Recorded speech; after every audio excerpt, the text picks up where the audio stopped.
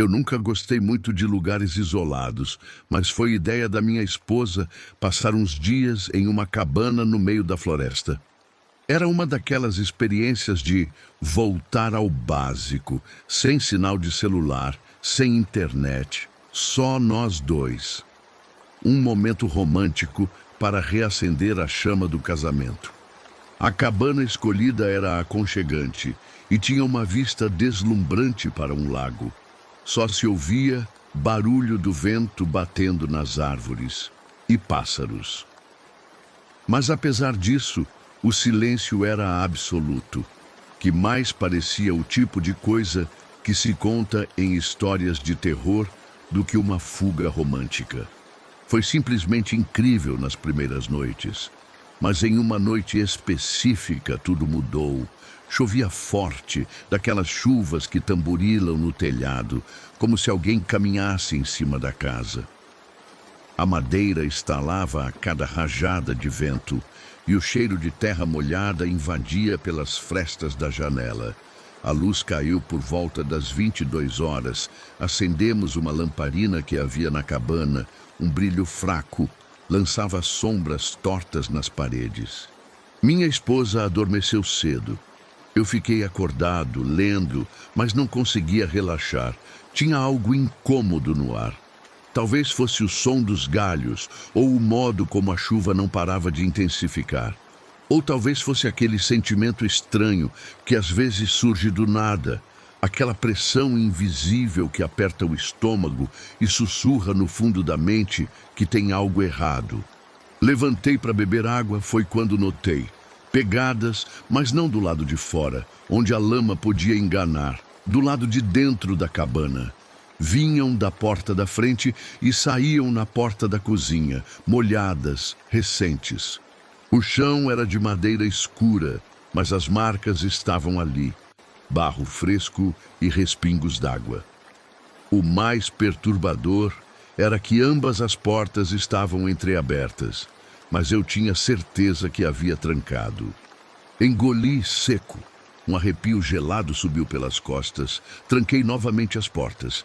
Peguei uma faca da gaveta da cozinha, a mais afiada que encontrei, e comecei a procurar, quarto por quarto, cada canto da cabana. Vasculhei o banheiro, o sótão, até o armário da sala. Nada. Foi quando ouvi um barulho vindo de fora, um rangido, como se algo estivesse arranhando a lateral da casa. Fui até a janela e abri uma fresta da cortina da sala. Congelei. Na chuva, parado de costas para a porta da cabana, havia um homem, alto, encharcado e imóvel. Vestia roupas escuras, mas dava para ver claramente o facão pendurado na cintura. Não se mexia, só encarava a floresta adiante, como se estivesse escutando alguma coisa que nós não conseguíamos ouvir. Voltei devagar até o quarto. Acordei minha esposa sem fazer barulho. Tapei a boca dela com cuidado e sussurrei o que estava acontecendo. O pavor tomou conta dos olhos dela. Trancamos a porta por dentro e ficamos ali, ouvindo. Ele começou a andar em volta da cabana. Passos pesados, lentos. Depois, silêncio. Então um som seco, algo sendo arrastado pela varanda. Foi quando ouvi. A maçaneta da frente girou. Uma vez, duas. Depois, pancadas suaves, como se ele quisesse ver se estávamos acordados. Minha esposa tremia. Eu suava frio.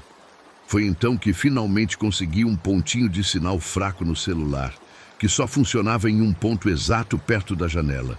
Liguei para a polícia. Eles disseram que enviariam uma viatura, mas que podia demorar. Chuva, estrada de terra, floresta, o cenário perfeito para o pior.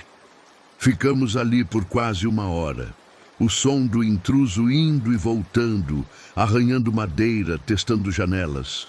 Uma vez, ele chegou a olhar pela brecha da veneziana.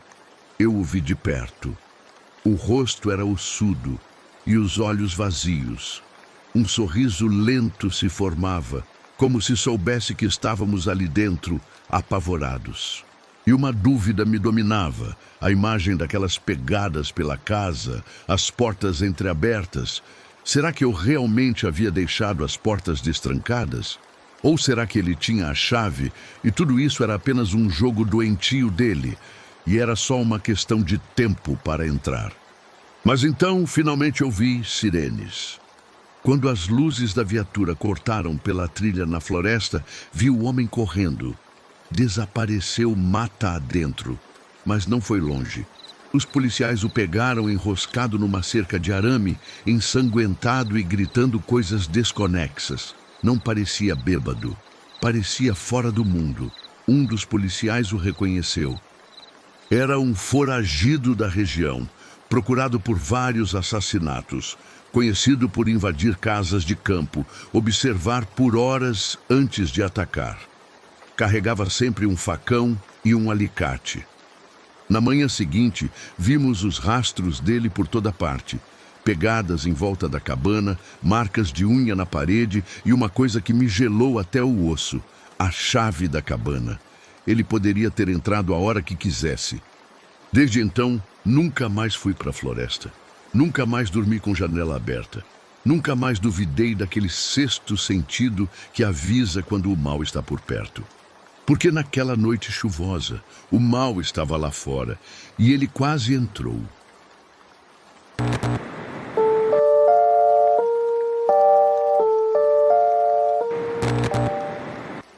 Nunca fui o tipo de pessoa que acredita em coisas sobrenaturais. Sempre achei que o verdadeiro terror está nos vivos.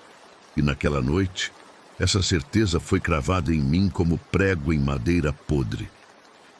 Tudo começou quando aceitei um trabalho temporário de revisão de textos para uma editora pequena, dessas que ainda pagam por páginas impressas.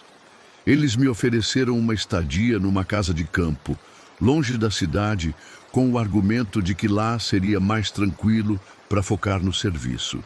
Sinceramente, eu estava precisando me isolar mesmo. Só não imaginava o que isso realmente significava. A casa ficava numa região rural esquecida, no meio de uma estrada de terra que desaparecia na neblina. Cheguei no fim da tarde. Não tinha sinal de celular, internet nem TV, só rádio, que chiava o tempo todo. A casa em si era antiga, mas bem cuidada. 2 janelas grandes na frente, madeira escura, rangendo em quase todo canto. Os únicos vizinhos ficavam a quase 2 quilômetros, segundo o caseiro que me entregou a chave e desapareceu estrada abaixo sem dizer muito. Na primeira noite, tudo pareceu normal. Silêncio absoluto, só o som de insetos e do vento cortando as árvores. Mas já na segunda, começaram os ruídos. Estalos no forro, como se alguém estivesse andando lentamente de um cômodo a outro. Atribuí aos bichos do campo, talvez um gambá ou um roedor, mas na terceira noite algo mudou. Era meia-noite. Estava lendo no sofá com a única luminária acesa. Foi quando ouvi a maçaneta da porta da frente girar, bem devagar. Eu travei. A lâmpada começou a piscar. E por um segundo, o silêncio foi tão absoluto que dava para ouvir meu coração batendo. Fui até a porta com uma faca de cozinha na mão. Estava trancada, mas havia algo estranho do lado de fora. A luz da varanda, que eu tinha deixado acesa, agora estava apagada. Me abaixei, encostei o rosto no assoalho e olhei pela fresta da porta. Do outro lado, em pé, estava uma pessoa. Só os pés apareciam. Botas encharcadas de lama, imóveis. Não se mexiam, não se afastavam, só estavam ali. Voltei de costas, devagar, e tranquei todas as janelas. Fiquei no quarto até amanhecer com a faca na mão e uma cadeira escorada contra a porta. No dia seguinte, saí para procurar rastros. Não chovia há dias, então qualquer pegada ficaria visível. E estavam lá, pegadas fundas, vindas da mata até a varanda. Mas o mais assustador, não havia pegadas de volta, como se a pessoa tivesse desaparecido ali mesmo. Pedi ajuda à editora, mas ninguém atendeu. O rádio estava mudo, só chiado. Decidi dormir com um olho aberto naquela noite, trancado no quarto. Coloquei cadeiras encostadas nas portas, panelas penduradas para fazer barulho caso algo se movesse. Nada me preparou para o que veio depois. Por volta das 3 da manhã, ouvi passos pesados vindo do corredor. Lentamente. Um passo, pausa. Outro passo, pausa. Depois o som de unha ou metal arranhando a porta do quarto. Quase vomitei de medo. As panelas não caíram. A cadeira não se moveu. Mas o som continuou. Depois cessou. Só o silêncio mais mortal. Quando criei coragem e abri a porta com o sol nascendo, o corredor estava vazio. Mas na parede, alguém havia escrito com carvão ou fuligem uma frase. Você está aqui sozinho. Eu não. Foi o estopim, peguei minhas coisas e saí correndo pela estrada de terra, a pé, por quase 1 hora até alcançar a fazenda do caseiro. Ele me olhou estranho quando contei e disse, você não é o primeiro a sair correndo de lá. Tempos depois fiquei sabendo que a casa havia sido usada como esconderijo de um fugitivo anos atrás. Um homem que invadia casas isoladas, observava os moradores por dias e às vezes nem matava. Só deixava rastros, escritas, pegadas, só para alimentar o medo. A polícia chegou a prender o sujeito, mas há boatos de que ele foi solto e voltou para a região, que ainda vaga pelas trilhas, testando portas, observando janelas, deixando sinais só para ver o desespero acontecer de novo. Hoje moro no centro de uma cidade movimentada, com vizinhos em todos os lados, mas ainda acordo à noite, às vezes, e juro que sinto o cheiro de barro molhado, e ouço passos lentos vindo do corredor, como se ele tivesse me seguido. Porque, no fim das contas, o que mais assusta não são fantasmas. É saber que tem alguém lá fora, de carne e osso, esperando você dormir.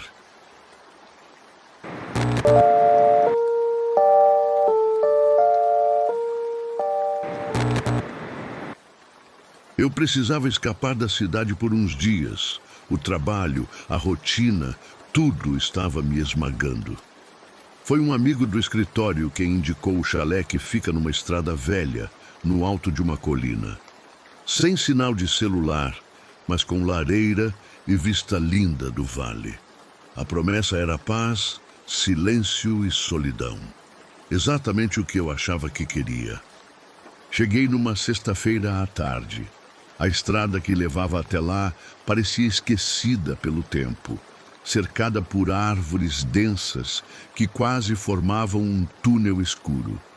O chalé em si era pequeno, rústico, com uma varanda de madeira e janelas antigas que pareciam ranger só de serem olhadas.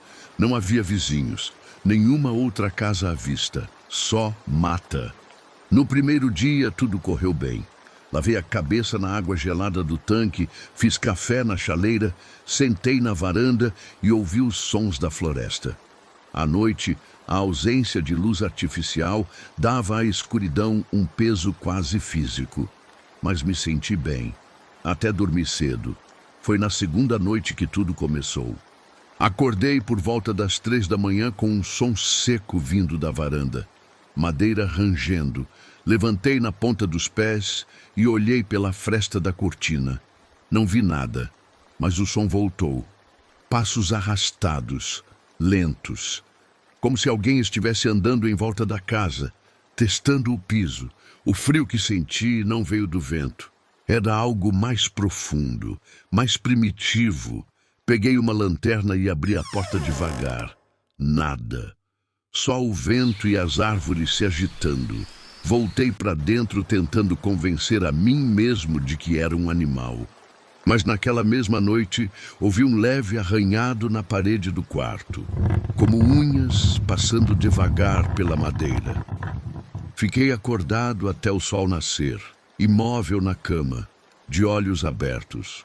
No dia seguinte, decidi procurar marcas ao redor da casa. No barro molhado próximo à varanda havia pegadas, humanas, descalças, e elas vinham da floresta em direção à casa, mas não voltavam, como se quem estivesse ali ainda estivesse por perto. Tentei ligar para alguém, mas não tinha sinal. Pensei em ir embora, mas a estrada era ruim e já começava a chover. Eu teria que esperar pelo menos até amanhecer. Naquela noite, tudo ficou pior. Por volta das 2 da manhã, acordei com um barulho metálico, o trinco da porta principal se mexendo. Como se alguém do lado de fora estivesse tentando abrir devagar, sem fazer alarde. Me escondi atrás da geladeira, segurando um facão velho que encontrei embaixo da pia. O trinco parou. Silêncio total. Pensei que a ameaça tinha ido embora, até eu ouvir passos no telhado. Eles vinham lentamente, circulando a casa por cima. Depois, o som de algo, ou alguém, descendo pela lateral, encostando no batente da janela da cozinha. Um chiado leve, como o tecido de uma roupa encharcada esfregando na madeira. E então, batiam na janela. Não como quem pede ajuda. Era insistente, ritmado, como quem queria quebrar a janela com os nós dos dedos. Levantei de um salto e corri para o quarto. Me tranquei ali com o facão nas mãos e encostei um móvel na porta. O barulho sumiu, mas em vez disso, ouvi outra coisa, mais grave. Um som de respiração, do lado de dentro. Não gritei, não consegui. Meu corpo congelou. Demorei horas para reunir coragem. Quando finalmente abri a porta, a casa estava vazia. Mas no espelho do banheiro que ficava em frente ao meu quarto, havia algo escrito com barro. Eu sei onde você mora quando não foge. Voltei para o quarto e fiquei trancado até amanhecer. Fugi sem olhar para trás. Deixei tudo. Entrei no carro e dirigi sem parar até chegar ao primeiro posto na estrada. Relatei o caso à polícia local. Eles foram até lá, mas disseram que não havia sinais de invasão. Disseram que eu devia estar cansado, imaginando coisas, mas eu sei o que ouvi. Nunca mais voltei para lugares isolados. Nunca mais dormi em silêncio absoluto. E toda vez que escuto madeira rangendo à noite, penso se ele ainda está me seguindo. Paciente, descalço, esperando uma nova janela sem tranca.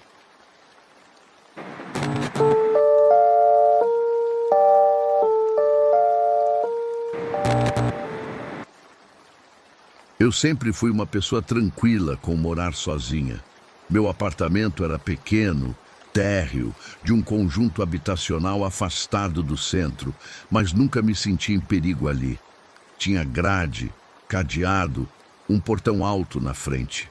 Além disso, eu conhecia meus vizinhos e estava acostumada com o silêncio do lugar à noite. Até aquela semana. Tudo começou numa quinta-feira. Cheguei do trabalho por volta das 8, cansada. Fiz janta, assisti um episódio de série e fui dormir cedo. Por volta das 3 da manhã, acordei com a sensação de que havia algum tipo de ruído, como um rangido bem leve. Me sentei na cama, escutei por alguns segundos, chovia de leve, achei que devia ser o vento ou algum barulho vindo de fora. Voltei a dormir. Na noite seguinte, o mesmo barulho, mas dessa vez mais perto. Era como se alguém pisasse devagar sobre piso de madeira. Só que meu apartamento tinha piso frio.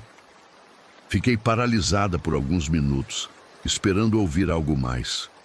Silêncio. Acabei voltando a dormir, mas com a cabeça inquieta. Na terceira noite, eu já estava em alerta. Tranquei todas as janelas, conferi os cadeados. Me deitei com uma faca pequena ao lado da cama, rindo de mim mesma por ser tão paranoica. Mas, no fundo, eu sabia que não era paranoia. E então aconteceu. Acordei com um som de respiração. Não sei explicar. Era sutil, abafado, como se estivesse do outro lado da porta do meu quarto. Fiquei completamente imóvel. A porta estava encostada, e por uma fresta de luz que vinha da sala, eu vi a sombra. Alguém estava parado ali, quieto, me observando. Senti o sangue esvair do meu corpo. Minha mente tentava racionalizar. Tentei acreditar que era um sonho, que era coisa da minha cabeça, mas então a sombra se moveu. Lentamente, a porta abriu só um pouco mais, o suficiente para eu ouvir o rangido leve da dobradiça e o som de um passo entrando no meu quarto. Eu não gritei, não consegui. Minha respiração travou. Apertei a faca com força e fiquei completamente imóvel. A pessoa parou no meio do quarto. O tempo congelou. Podia sentir o ar se tornando mais denso. E então, sem qualquer aviso, ele correu em direção à cama. Levantei de um pulo e avancei com a faca em punho. Acabei tropeçando na quina da cômoda e bati o ombro com força. Mas ele recuou. Correu de volta pela sala, abriu a porta da frente com violência e desapareceu. Tranquei tudo. Liguei para a polícia tremendo. Eles chegaram meia hora depois. Disseram que a fechadura da frente havia sido forçada e que provavelmente era alguém que já vinha me observando há dias. Um dos oficiais perguntou se eu costumava deixar a luz do banheiro acesa. Eu disse que sim. Ele apenas respondeu com uma expressão séria. É o bastante para alguém do lado de fora ver tudo o que acontece no seu quarto. Desde aquela noite, nunca mais consegui dormir com as luzes apagadas. Mudei de apartamento, mudei de rotina. Mas às vezes acordo no meio da madrugada com a certeza de que tem alguém em pé do lado de fora da porta, me ouvindo respirar. E o pior é saber que ele ainda pode estar por aí, esperando uma nova fresta de luz, uma nova janela esquecida. Porque tem pessoas que não querem roubar, elas só querem entrar e ficar ali, quietas, por trás da porta, te observando enquanto você dorme.